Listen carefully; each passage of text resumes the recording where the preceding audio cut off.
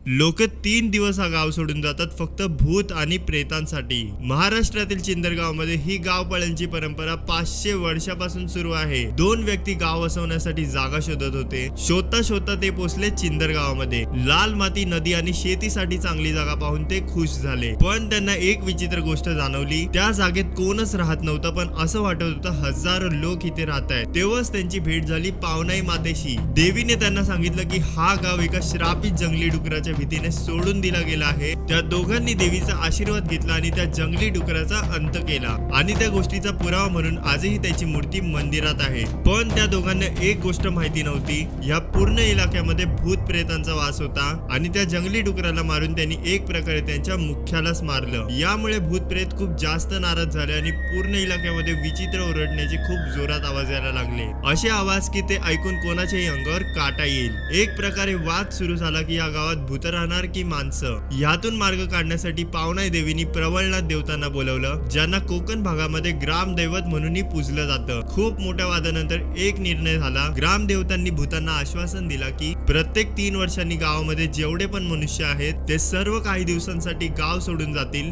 आणि या गावात फक्त भूतांचा वास असेल। आणि तेव्हापासून ही परंपरा आजही तिथे पाळली जाते।